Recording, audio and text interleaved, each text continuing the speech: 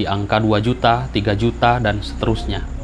Saya sendiri ngalamin sahabatku, namun kerja tidak masuk, uangnya dibawa kabur.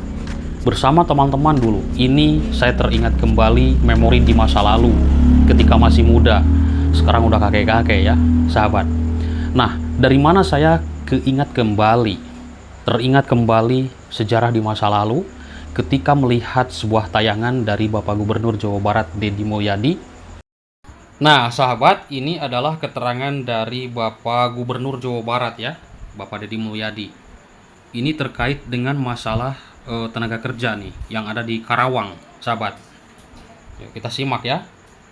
Nah, kemudian yang di Karawang pun terjadi gini Pak, selalu ada konflik perburuan. Konflik perburuan itu bahwa orang yang merasa warga Karawang selalu merasa mendapat kesempatannya sangat terbatas untuk bekerja di sektor industri. Nah, nanti rencana nih mau apa nih? Nah, kalau di AIP ini, kalau saya sekarang Pak Gub, maksudnya AIP yang sudah dilaksanakan, kita sudah komunikasikan dengan teman-teman perusahaan. Jadi hari ini tuh kita sekarang sudah masuk ke website Infoloker Pak. Nah, website Infoloker ini dimiliki oleh Dinas Tenaga Kerja. Dan sama sekali tidak ada yang namanya tadi yang mungkin Pak Gub bilang, udah mau orang Karawangnya jadi penonton, terus yang kedua harus bayar. Nah, itu ini percaloan. Percaloan betul. Makanya ini kan percaloan itu terjadi loh Pak. 3 juta, 5 juta, 7 juta. Kadang-kadang mereka sudah bayar 15 juta, taunya kontraknya setahun putus. 1 tahun. Ya, setahun putus. Ya, betul. Sahabatku dimanapun berada, apakah ngalamin ketika mau masuk kerja harus memakai duit di angka 2 juta, 3 juta, dan seterusnya? Saya sendiri ngalamin sahabatku, namun kerja tidak masuk, uangnya dibawa kabur. Bersama teman-teman dulu, ini saya teringat kembali memori di masa lalu, ketika masih muda, sekarang udah kakek-kakek ya, sahabat. Nah, dari mana saya teringat kembali sejarah di masa lalu, ketika melihat sebuah tayangan dari Bapak Gubernur Jawa Barat, Deddy Mulyadi, bahwa di situ beliau geram terhadap adanya calo-calo yang meminta uang, katanya seperti itu, menurut Pak Deddy ini. Ya, saya hanya mengulas dari pemberitaan Pak Deddy Mulyadi di salah satu akun Instagramnya mengatakan seperti itu, bahwa beliau juga akan mendatangi seluruh industri yang ada di daerah Karawang. Seperti itu. Ini di daerah Karawang ya, yang diceritakan oleh Bapak Deddy Mulyadi ini. Nah, ini jejak digital ya sahabat. Saya hanya mengulas dan juga ini berdasarkan sebuah pengalaman yang saya alamin. Saya dan juga 7 orang rekan, jadi 8 dengan saya ini. Ya, kita iuran nih. Saya 2 juta, 2 juta, 2 juta, 2 juta. Ya, teman-teman juga 2 juta ya. Seperti itu dikasihkanlah uang tersebut.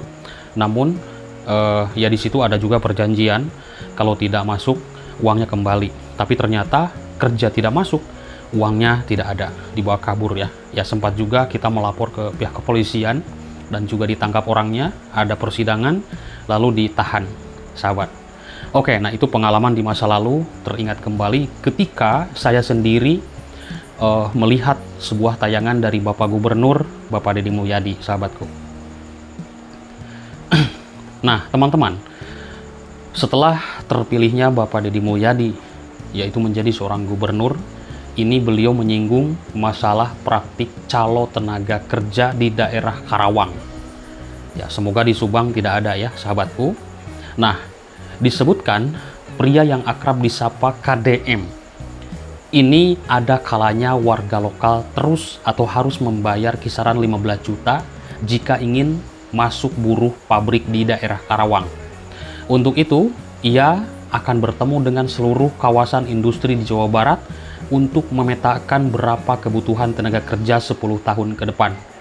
Untuk menjawab kebutuhan tenaga kerja yang berkualitas ini, Bapak Gubernur Deddy Mulyadi akan memperbanyak SMK atau menyiapkan sekolah-sekolah sebagai unit latihan tenaga kerja di seluruh wilayah Jawa Barat. Jadi nantinya di setiap desa ini akan didorong pelatihan industri, yaitu terkoneksi dengan perusahaan ataupun sekolah sehingga kebutuhan tenaga kerja dapat terpenuhi. Menanggapi hal tersebut, AEP tidak menampik praktik pungli tenaga kerja ini. Untuk itu pihaknya sudah 2 tahun membangun sistem perekrutan buruh melalui website Infoloker, sahabatku. Ininya di video ini. Nah, Di kesempatan lain, Deddy Mulyadi juga membeberkan yaitu berbagai macam pungli yang harus bayar supir truk. Intinya yang meminta-minta uang seperti itu, ya mungkin Pak Deddy mengatakan itu sebagai pungli ya, seperti itu. Ya memang ini juga sudah saya alamin. Ini ya hitung-hitung curhatan pribadi di masa lalu. Memang saya juga ketika waktu itu mau melamar kerja itu harus pakai duit, sahabat ya. Pakai duit. Cuman pernah juga ketipu, kerja tidak masuk, uang hilang. Ya, dan bersama rekan-rekan. Bayangkan teman-teman, coba kita bayangkan kita lagi nganggur. Tidak punya duit. Bahkan mau ngopi, mau merokok pun tidak ada. Lalu kita melamar kerja.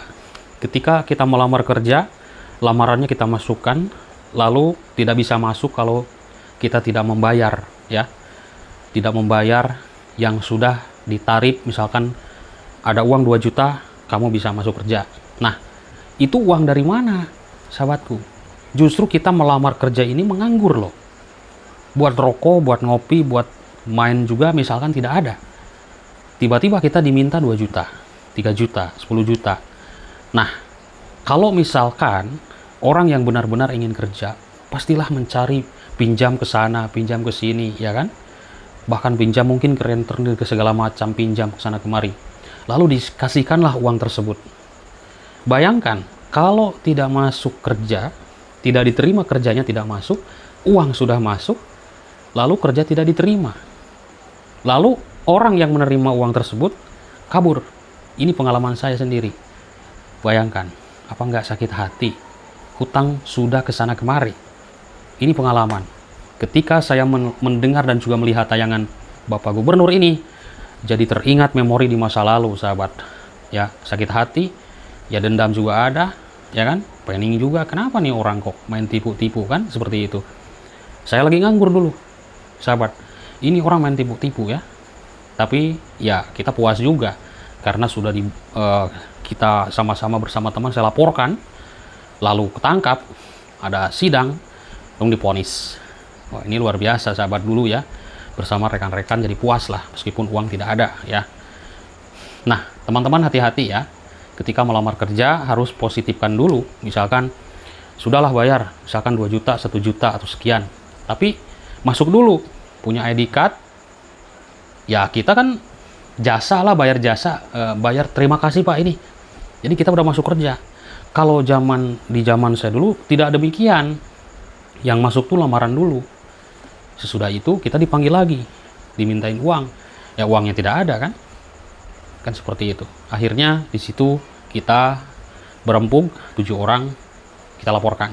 Oh, kan ketangkap, enak kita kan, puas. Nah hati-hati teman-teman ya, dimanapun berada. Dan ini pun adalah sebuah himbauan dari Bapak Gubernur. Kalau misalkan teman-teman mau masuk kerja, lalu dimintain duit nih, ya sebenarnya sih ya tidak apa-apa juga. Yang penting masuk dulu, masuk.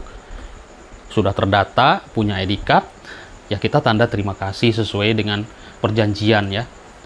Kalau misalkan diminta 3 juta, 4 juta, ya sudah kasih aja. Yang penting kita sudah masuk, punya ID card. Sudah resmi diterima di perusahaan atau di pabrik. Itu sih tidak jadi masalah. Iya kan? Yang jadi masalah, uang pinjam dari tetangga, dari bank keliling, dari rentenir, dari segala macam, intinya pinjam, dari teman pinjam, misalkan dapat 10 juta, kita kasihkan lah karena pengen bekerja, lalu kerja tidak masuk, uangnya sih tidak ada, dibawa kabur. Itu yang bikin sakit hati sahabat. Oke, mungkin itu saja. Ini hanya sebuah curhatan pribadi ya, ketika saya menyimak dari video Pak Deddy Mulyadi, jadi teringat kembali memori di masa lalu ketika masih muda, sekarang sudah kakek-kakek. Terima kasih sahabatku, selamat malam, bye-bye.